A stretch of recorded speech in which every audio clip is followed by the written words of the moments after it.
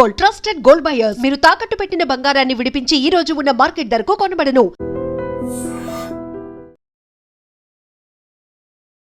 నమస్తే, welcome to ideal social spotlight with కవిత.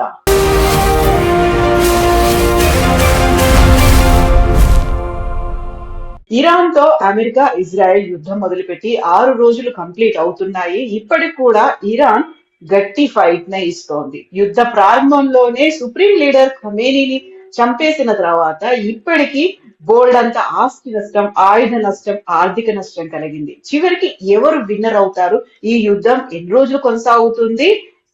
సాధించాలనుకొని ఈ ప్రయత్నాన్ని, ఈ యుద్ధాన్ని మొదలు పెట్టారు. మనతో పాటుగా ఉన్నారు జియో పొలిటికల్ అనలిస్ట్ గిరిధర్ మామిడి గారు. హలో అండి, నమస్తే. నమస్తే అమ్మా. నమస్తే. ఎలా ఉన్నారు మీరు? ఐఎమ్ డూయింగ్ ఫైన్ అమ్మా. ఎలా ఉన్నావు? నేను చాలా బాగున్నాను. ఇరాన్ లో ఏం జరుగుతోంది, అమెరికా ఇజ్రాయెల్ ఏం చేస్తున్నాయి అంటే ఏమంటారు మీరు? తరచూ చెప్పాను, నీ షోలో కూడా చెప్పానమ్మా నేను. బెంజమిన్ నెతన్యాహు ఒక యుద్ధం అమెరికా ఈరోజు యుద్ధం చేస్తుంది. అమెరికా యుద్ధం కాదు ఇది. బెంజమిన్ నెతన్యాహు చాలా కాలంగా ఇక్కడ అమెరికాను వాడుకొని ఇరాన్ ని ఏదో విధంగా ఇరాన్ లో రెజ్యూమ్ చేంజ్ చేయాలని చాలా కాలంగా ప్రయత్నం చేశాడు. ఎన్నో ప్రెసిడెంట్స్, ఎన్నో అడ్మినిస్ట్రేషన్స్ అమెరికాలో దీన్ని తిరస్కరించాయి. ఈవెన్ డొనాల్డ్ ట్రంప్ గతంలో తిరస్కరించాడు. ఇన్ఫాక్ట్ మొన్న జరిగిన యుద్ధంలో కూడా, అంటే ఒక 6-7 నెలల క్రితం జూన్ లో జరిగిన యుద్ధంలో కూడా మనం చూసామంటే తమనేని నేను బంకర్ లో ఉన్నాడు, నేను షూట్ డౌన్ చేస్తాను, నాకు పర్మిషన్ అని నెతన్యాహుడికి ససేమిరా అన్నాడు డొనాల్డ్ ట్రంప్.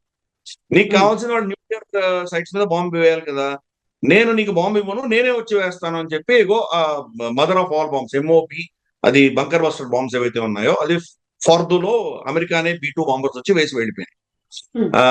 సో అందుకని మనం చూస్తే కనుక పెంటగన్ కానీ వాళ్ళ సక్సెసివ్ అడ్మినిస్ట్రేషన్స్, డీప్ స్టేట్ ఎవరు కూడా ఇరాన్ రెజీమ్ మీద వాడు దాడి చేయాలని వాడికి ఇంట్రెస్ట్ లేదు. వాళ్ళ శక్తిని తగ్గించాలని అందరూ అనుకున్నారు. తక్కువ శక్తితో ఉండాలి వాళ్ళు, కానీ ఉండాలి వాళ్ళు, అది వాళ్ళ ఆలోచన. కానీ బెంజమిన్ నెతన్యాహు డొనాల్డ్ ట్రంప్ కి ఒక వారం క్రితం ఫోన్ చేసినప్పుడు మరి ఏం జరిగిందో ఆ కాన్వర్సేషన్ లో మనకు తెలియదు. బహుశా చాలా కాలం తర్వాత మెల్లిగా బయటకు వస్తుంది అది మెమోర్స్ లో. మరి డొనాల్డ్ ట్రంప్ ని ఎలా తల ఉంచగలిగాడు, ఎలా డొనాల్డ్ ట్రంప్ దీంట్లో ఊబిలోకి లాగగలిగాడు అనేది పెద్ద మిస్టరీ. సరే, కథనాలు ఉన్నాయి.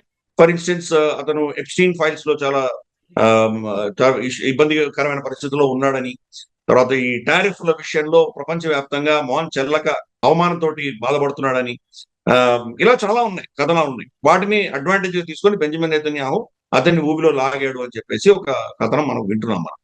కానీ బేసిక్ గా ఏంటంటే కనుక యుద్ధంలో ఎవరైనా యుద్ధం చేయడానికి మనం మొదలు పెట్టేటప్పుడు యుద్ధం యొక్క పర్యవసానము, దాని పరిణామం ఏముండాలి, దాని ఎండ్ గేమ్ ఏంటి అని క్లారిటీ ఉన్నప్పుడే మనం యుద్ధంలోకి వెళ్తాం.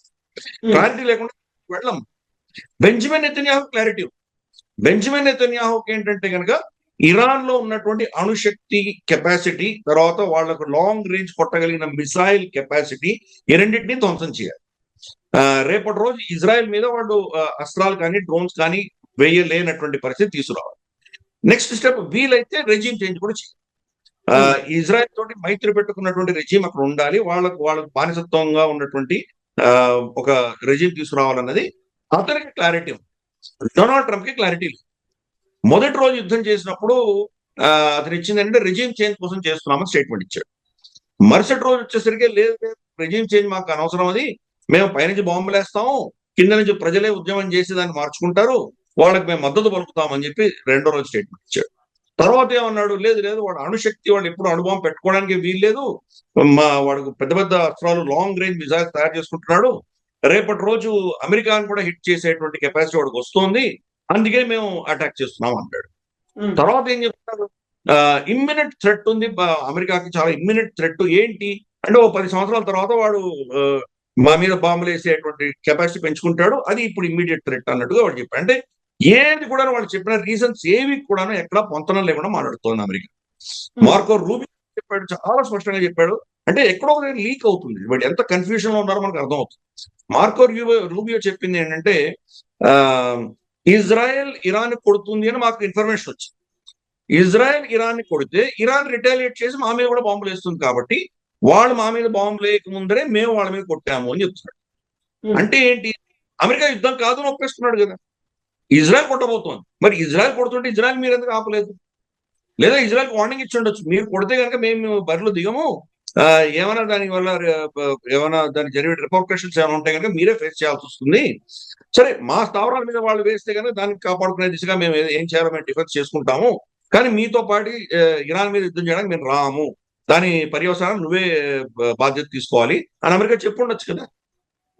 అంటే ఏంటి, ఇజ్రాయెల్ సెట్ చేసింది, బెంజమిన్ నెతన్యాహు ఈ అజెండా సెట్ చేశాడు. అతను అమెరికా వాళ్ళకి ఎందుకు యుద్ధంలో దిగుతున్నారో తెలియదు, యుద్ధం వల్ల వాళ్ళకి ఏం లాభం వస్తుందో తెలియదు, దీని ఎంతవరకు లాగుతుందో తెలియదు, దీనికి ఎంత ఖర్చు అవుతుందో తెలియదు. ఇరాన్ కనుక ప్రతి దాడులు చేస్తే కానీ దాన్ని ఎలా కౌంటర్ చేయాలో వీళ్ళకి ప్లాన్ ఆఫ్ యాక్షన్ లేదు, ఏమీ లేకుండా బరిలో దిగి. సో ఇది ఉన్నటువంటి పరిస్థితి అక్కడ. డొనాల్డ్ ట్రంప్కి ఏం చెప్పాడంటే, అయిపోతుంది ఒక 4-5 రోజుల్లో వాడిని కమనేని చంపేస్తే కనుక కింద మా మొసాడ్ ఏజెంట్స్ ఉన్నారు, వాళ్ళు గొడవ పెట్టేస్తారు, ఐఆర్జీసీ సరెండర్ అయిపోతుంది, మనం బొంబార్డ్మెంట్ చేసి ఒక 100 మందిని చంపేశామంటే వీళ్ళ లీడర్షిప్ అంతా తీసేసామంటే ఈజీగా కొలాప్స్ అయిపోతుంది అన్న ఒక narrative Benjamin Netanyahu Donald Trump కి చెప్పారు. సరే ఓకే, కానీ 4 రోజులే కదా, ఏమవుతుంది చూద్దాంలే అనుకుంటాడు. 4వ రోజు అయిపోయిన తర్వాత మళ్ళీ నెక్స్ట్ వీకెండ్ వచ్చేసరికి క్యూబా మీద పడదాం, అలా ప్రతి వారం ఒక దేశం మీద పడుతున్నాడు కదా. ఇప్పుడు వెనెజులా అయిపోయింది, ఇరాన్ అంటున్నాడు, తర్వాత క్యూబా అంటున్నాడు, క్యూబాని మేము ఏదో ఫ్రెండ్లీగా తీసేసుకుంటాం అంటున్నాడు, తర్వాత గ్రీన్లాండ్ ఇంకా ఆయన మనసులో ఉంది, తర్వాత పనామా ఉంది, ఇలా చాలా దేశాలు ఆయన క్యూలో ఉన్నాయి, ప్రతి వారం ఒక దేశాన్ని తినేయాలి. సో అటువంటి దీంట్లో ఆయనకు వారం రోజు సర్లే ఓకే అని వదిలేశాడు. ఎగిన తర్వాత తెలిసింది దీని పరిస్థితి ఏంటి అని, వాళ్ళు ఇప్పుడు కక్కలేక మింగలేక ఉన్నారు, ఏం చేయాలో అర్థం కాదు. ఇరాన్ అఫ్ కోర్స్ గణనీయంగా దెబ్బతినింది, ఇరాన్ దగ్గర క్షమత లేదు. అమెరికా సూపర్ పవర్, మనం అవునన్నా కాదన్నా కానీ అమెరికా చాలా పెద్ద సూపర్ పవర్, వాళ్ళకు ఉన్నటువంటి కెపాసిటీ చాలా విపరీతం.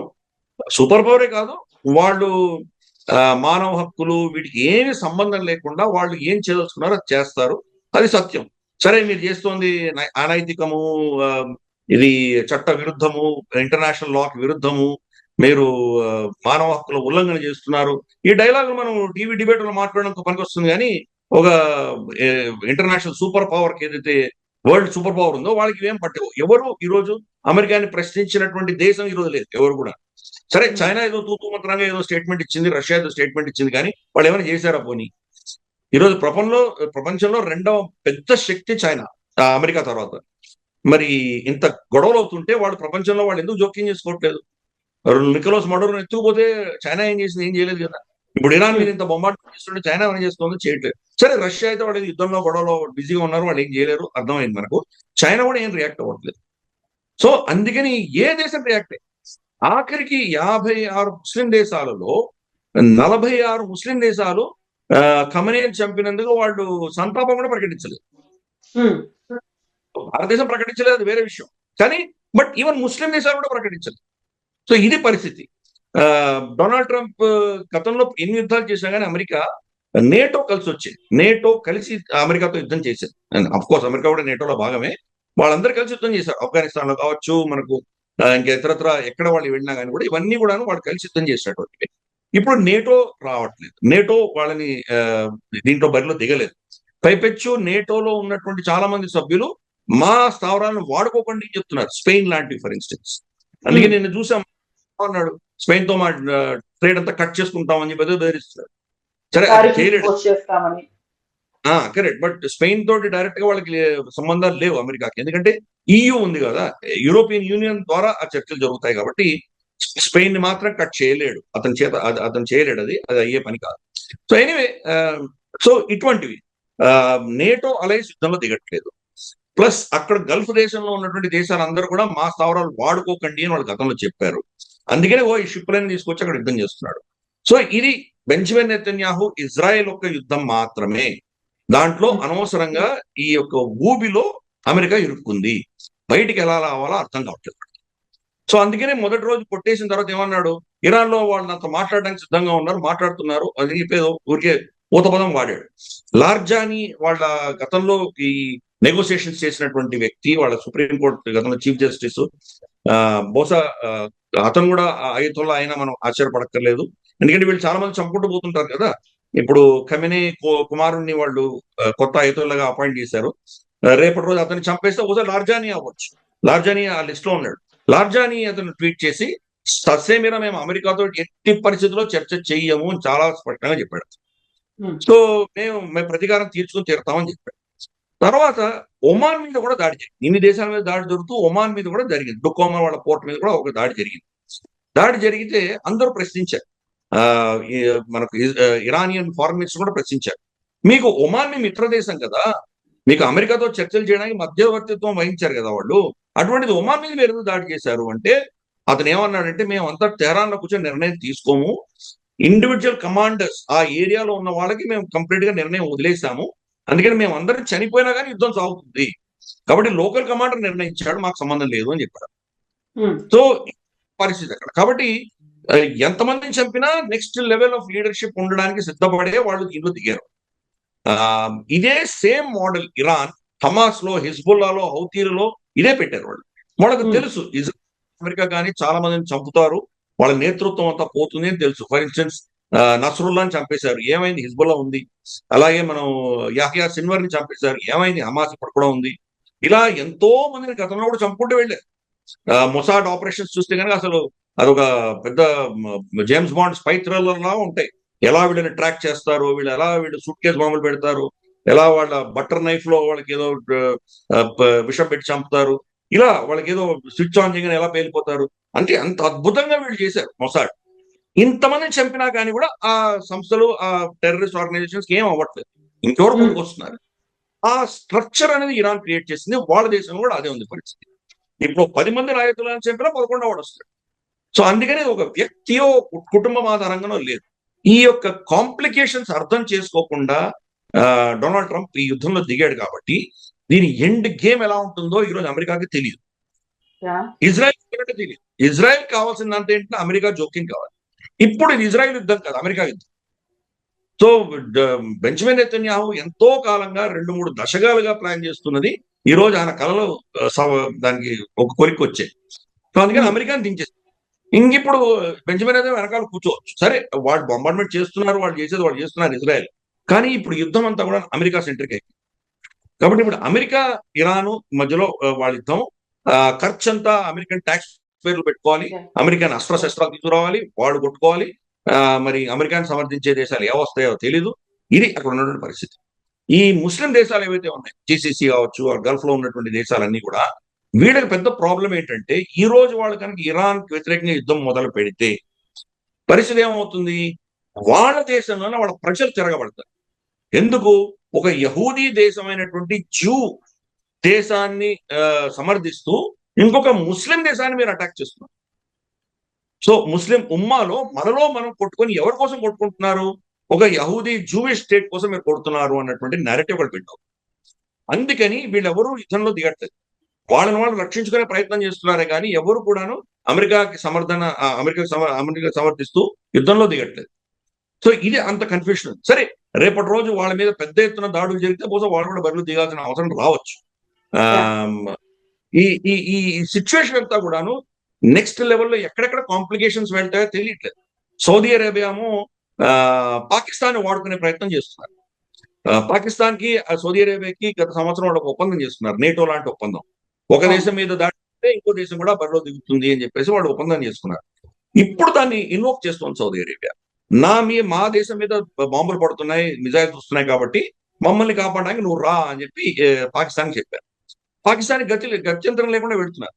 పాకిస్తాన్ కి ఇరాన్ కి బార్డర్ ఉంది, సౌదీ అరేబియాకి ఇరాన్ కి బార్డర్ లేదు, మధ్యలో పర్షియన్ గల్ఫ్ ఉంది, సముద్రం ఉంది, కానీ వీళ్ళిద్దరికి బార్డర్ ఉంది. రేపటి రోజు పాకిస్తాన్ బరిలో దిగితే మరి ఇరాన్ ఏం చేస్తుంది వీళ్ళలో మనకు అర్థం కాదు. ఎందుకంటే బలూచిస్తాన్ ఇబ్బంది పాకిస్తాన్కి ఉంది, అలాగే ఇరాన్ బార్డర్ లో ఉన్నటువంటి బలూచిస్తాన్ కూడా, మనకు సిస్టాన్ బలూచిస్తాన్, ఈ 2 ప్రాంతాలు కూడా ఒక ఇండిపెండెంట్ దేశం కావాలని వాళ్ళు కోరుకుంటున్నారు. సో పాకిస్తాన్ అంత సులువైనటువంటి పరిస్థితి రాకపోవచ్చు. ఈ రోజు సౌదీ అరేబియా చెప్పింది కాబట్టి సౌదీ అరేబియా నుంచి పాకిస్తాన్ నుంచి వాళ్ళ ఎయిర్ డిఫెన్స్ సిస్టమ్స్ అన్ని కూడా medium range, long range, short range, ఈ ఎయిర్ డిఫెన్స్ సిస్టమ్స్ అన్ని కూడాను సౌదీ అరేబియాకి పంపించింది పాకిస్తాన్. ఈ రోజు భారతదేశం కనుక మళ్ళీ ఆపరేషన్ సింధూర్ సెకండ్ వర్షన్ తీసి మనం కనుక పాకిస్తాన్ కొట్టదలుచుకుంటే ఈ రోజు పాకిస్తాన్ దగ్గర రెడార్స్ చాలా తక్కువైపోయి, వాళ్ళు మన మిజైల్స్ కానీ, మన డ్రోన్స్ కానీ, మన ఎయిర్ క్రాఫ్ట్స్ కానీ వస్తుంటే దాన్ని డిటెక్ట్ చేసి దాన్ని కౌంటర్ చేసే శక్తి ఈ రోజు పాకిస్తాన్ లో క్షీణించింది. ఎందుకు? అవన్నీ సౌదీ అరేబియాకు పంపించేసింది కాబట్టి. Yeah. ఇది పరిస్థితి. రెండు, మనకు ఇంకో కొన్ని వర్గాలు ఏం చెప్తున్నాయంటే ఇరాన్ మీద దాడి అమెరికా కనుక ల్యాండ్ రూట్ మీద చేయదలుచుకుంటే, అంటే అక్కడ మనుషులు పంపించి ఏదైనా చేయదలుచుకుంటే పాకిస్తాన్ వాడుకోబోతున్నారు.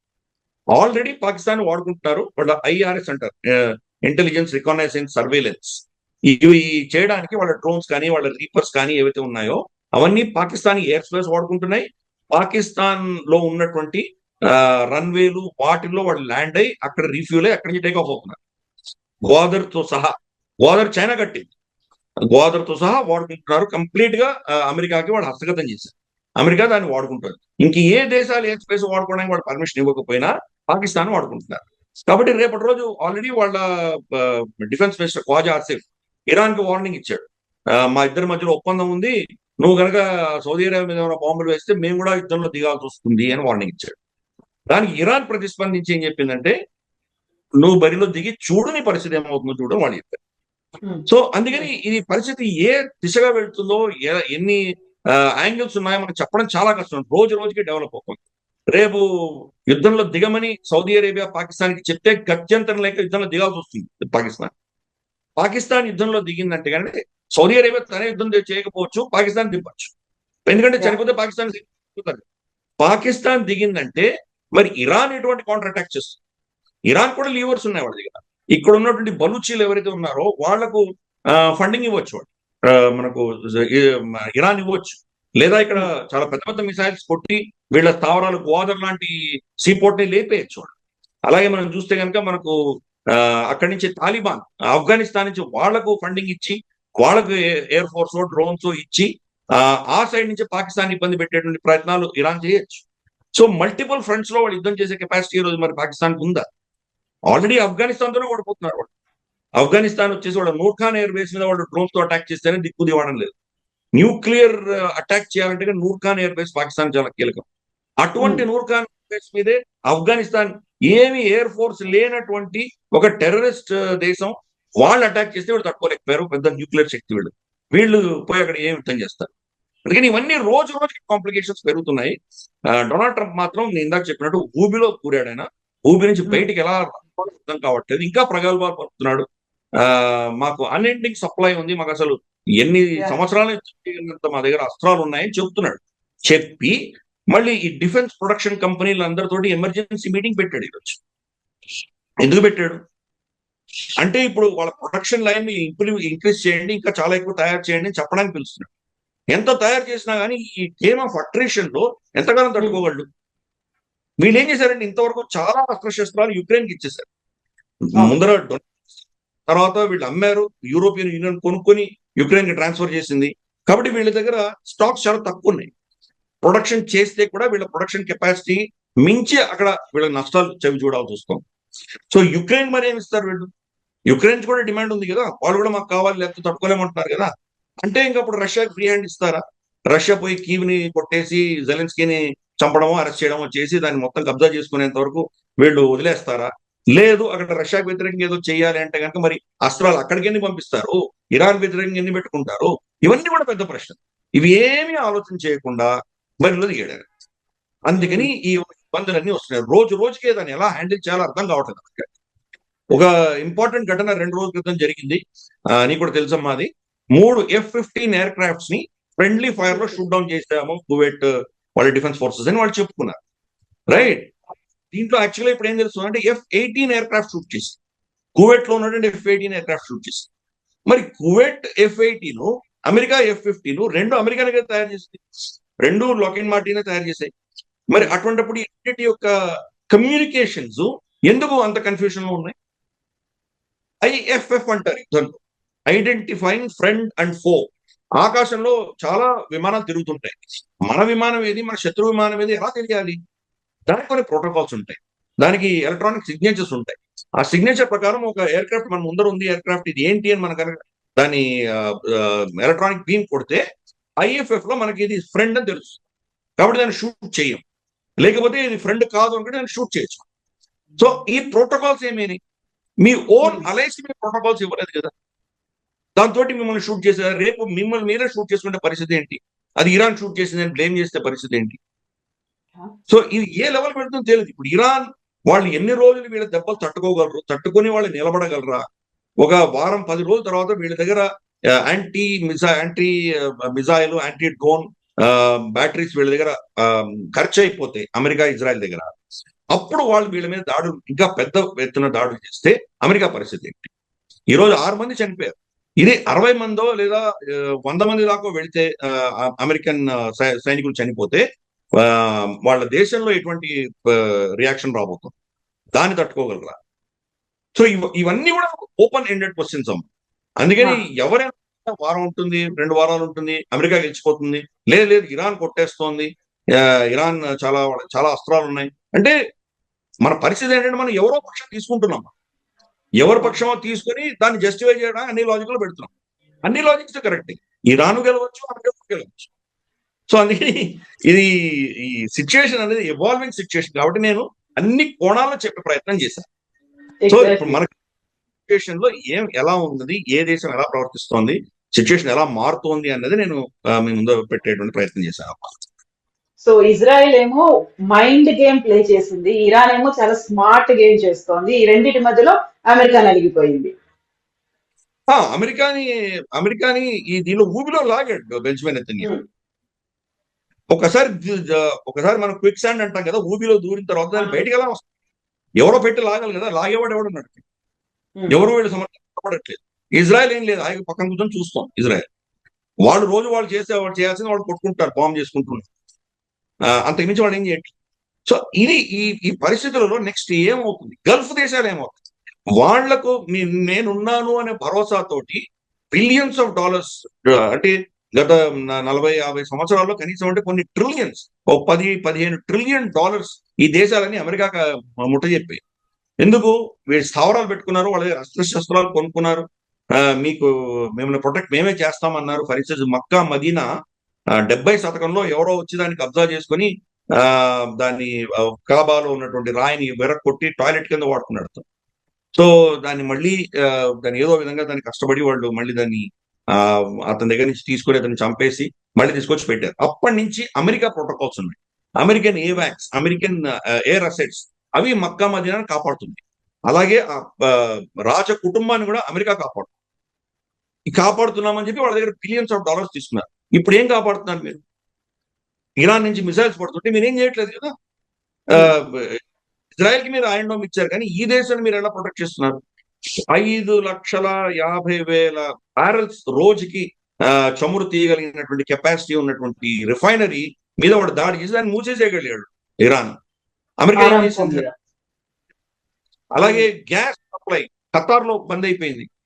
సరే, మనకి ఎలాగ ఇబ్బంది ఉంటుంది? భారతదేశానికి ఖతార్ నుంచే మనకు కావాలి, మనకి గ్యాస్ పైప్ లైన్. సో అది కట్ అయిపోయింది. మనకు గ్యాస్ దొరుకుతుందా లేదా, రేషనింగ్ చేయాలా, మళ్ళీ కర్ర పొయ్యిలు పెట్టుకోవాలా, ఏంటో మనకు అర్థం కాదు పరిస్థితి కనుక చాలా కాలం వెళ్ళిందంటే. సో యూరోప్ పరిస్థితి, యూరోప్ గతంలో రష్యా నుంచి వాళ్ళు చాలా తక్కువ ధరలో గ్యాస్ తెచ్చుకునేవాడు.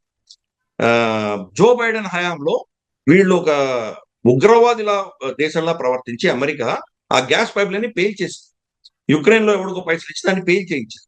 దాంతో ఈ రోజు యూరోప్ కి రష్యాకి మధ్యలో కట్ అయిపోయింది. దాంతో అమెరికా, ఖతార్ ఈ 2 దేశాల నుంచి కొనుక్కునేటువంటి దౌర్భాగ్యపు స్థితి ఈ రోజు యూరోప్ లో ఉంది. ఖతార్ నుంచి కట్ అయితే యూరోప్ పరిస్థితి ఏంటి?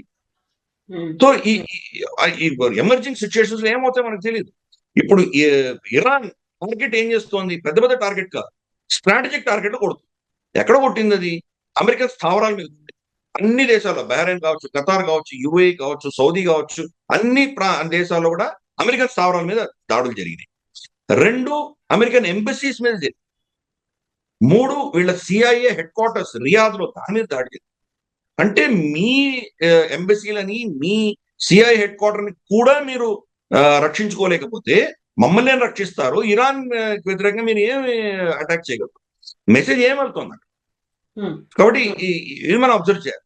ప్లస్ బుర్జల్ అరబ్, బుర్జల్ ఖలీఫా, ఫ్రీమౌంట్, ఫెయిర్మౌంట్ హోటల్, వీటి మీద దాడి చేస్తే టూరిజం మీదే ఆధారపడినటువంటి UAE మీద ఎవరు నమ్ముతారు? ఇప్పుడు UAEకి ఎవరు పెడతారు?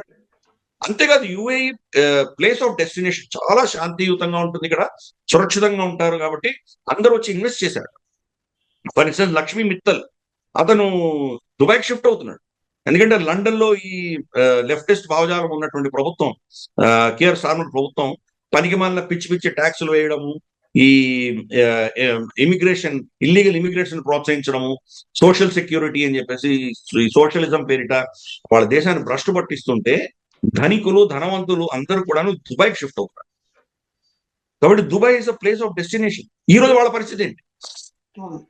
కాబట్టి ఆ మెసేజ్ ఇరాన్ పంపించింది. ఇరాన్ యొక్క దాడుల వల్ల ఈ రోజు మనకు చూస్తే కనుక అక్కడ దుబాయ్ స్టోరీ అనేది చచ్చిపోయింది. స్ట్రాటజిక్ గా వాళ్ళు దీని ఏమంటారంటే మన దుబాయ్ ఇంటర్నేషనల్ ఎయిర్పోర్ట్ కొట్టారు. దుబాయ్ ఇంటర్నేషనల్ ఎయిర్పోర్ట్ అసలు ఈ రోజు ప్రపంచంలోనే బిజియెస్ట్ ఎయిర్పోర్ట్. సో దాని మీద కొడితే ఏమవుతుంది? ఇప్పుడు అక్కడి నుంచి ఏవియేషన్ మీరు సరే ఇప్పుడు ఏదో కొన్ని ఫ్లైట్స్ వస్తున్నాయి.